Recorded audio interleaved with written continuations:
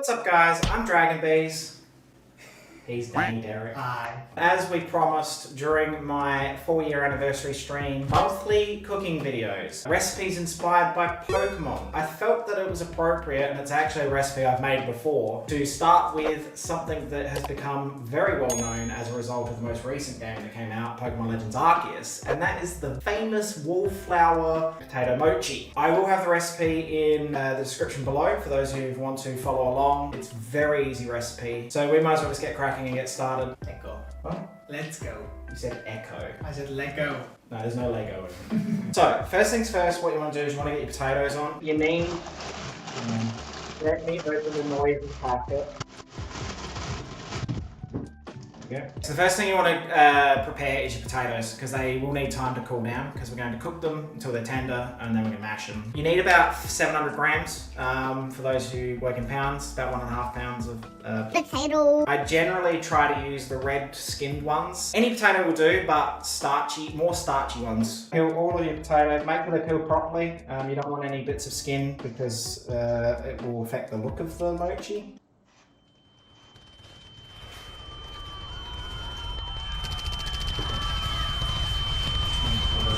That's what you do for as well, if you want to clear the scraps of the... So whilst Danny clears that out of the way, just dice your potatoes up into just small pieces. Doesn't have to be precise because we are just mashing these, but yeah. Smaller cooks quicker as well, obviously. The one thing I'll say about mochi, alright? So mochi is they're a bit like a potato cake in a lot of ways.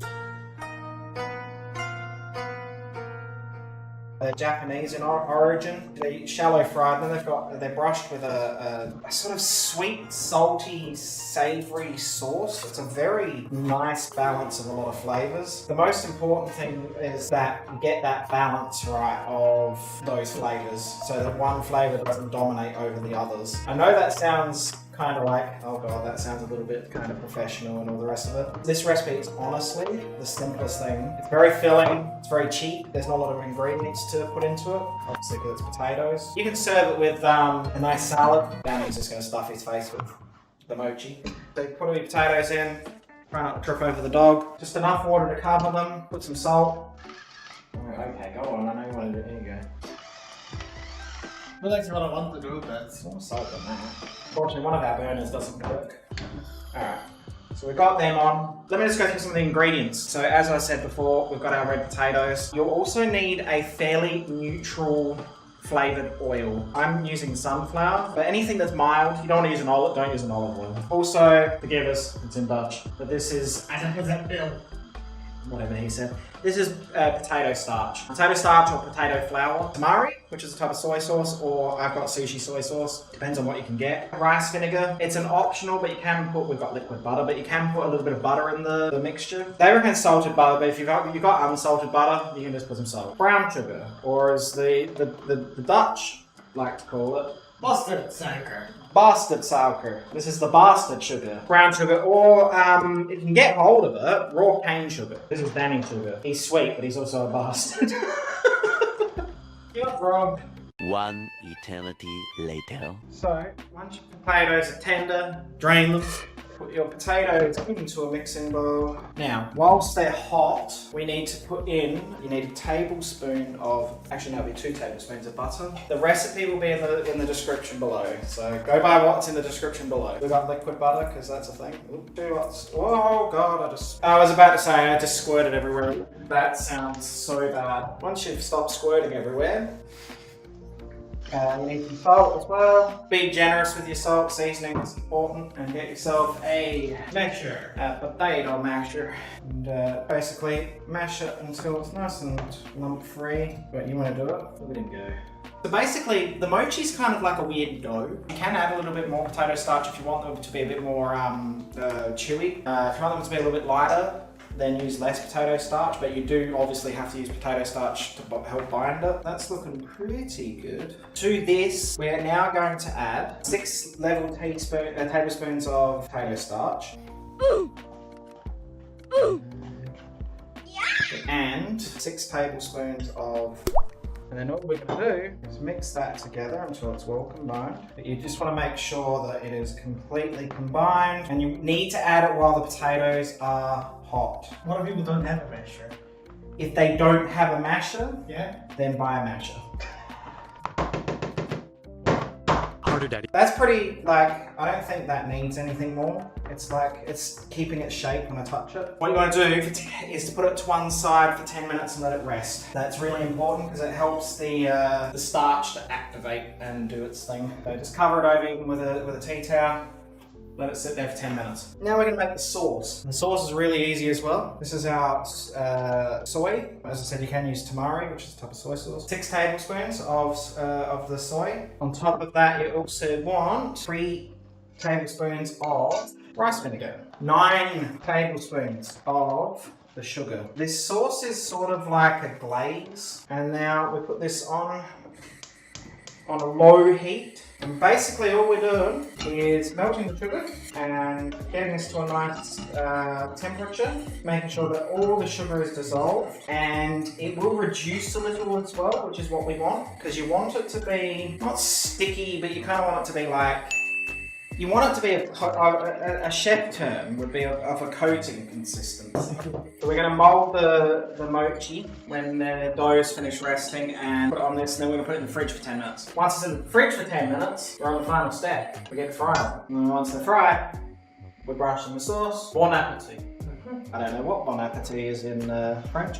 No, it's not French. Ah, you didn't know bon appetit In French? Wow. I was going to say in Japanese, but for some reason I went French, and then I was trying to avoid saying Dutch. I thought you were gonna say that. You do know what it is. Bon appetit. Yeah. Yeah, eat smartly. Eat. Which is eat well, basically. 5 minutes later. Mochi time. So this has been resting for approximately 10 minutes. Roll them into a ball, and then very gently in your hand, flatten them out into a disc shape. If you go too thick, you'll find that when you cook them, the outside of the outer rim will be white, and then the 2 sides will be golden. And if they crack, you don't want cracks in them because the oil will just seep in and moisten your finger. Sounds very sus. Just brush your finger over the crack, and that'll help seal the crack up. So just keep repeating this process until you're out of mochi dough. As you can see, it's not falling apart. It's molding to my hand. That's the sort of like consistency you're looking for, is that it's like a Play-Doh. Should get between say 16 and 24 depending on how big they are. Then pop them in the fridge for 10 minutes to cool. What we're going to do is we have our oil here. I'm going to get that heating up. It's not deep frying, it's kind of like shallow frying. You don't want to put too many in at once. Now if you wanted to make these vegan, you can leave the butter out. I don't know what they turn out like, but I'd be curious how they would cook in an air fryer. I don't advise putting your hand over the oil. That's just me. I have no sense. A few minutes later. We have them out. We're gonna fry them in rows of 4. You might even be out. Would you like to glaze them? Yeah. Okay. Mochi don't have to be served boiling hot either. They're actually nicer if they've had a chance to sit with the sauce on brush on them just for a couple of minutes. We're gonna test. We're gonna put one in. We're gonna see if we're good here. Oh yes. Oh yes. Oh yes. If they sink to the bottom, lightly move them. You don't want them to stick to the bottom. So you let them fry for 2 or 3 minutes. You'll start to see them going golden. As you can see, 1 minute, 37 seconds later. at this point I'm going to turn them over because they are starting to see. They're already very carefully. 2 very boring minutes later. So I'm going to take these ones out. So as you can see, they are pretty even. So take it nice in a brush. Oh yeah. Make sure you get it all down the sides, get it all happening. Yeah, look at that. That is gorgeous. Nicely mixed. And then once they're all brushed, on one side, flip them over, rinse and repeat basically. Several song-filled hours later.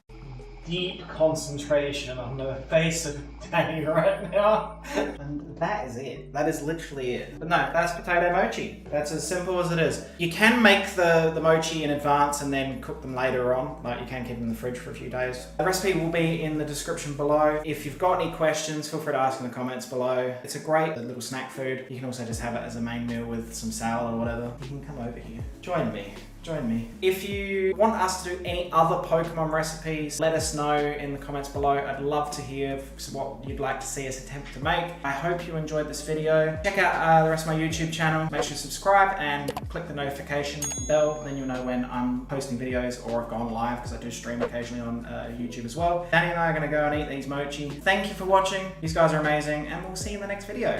Bye. Bye, Kaylee.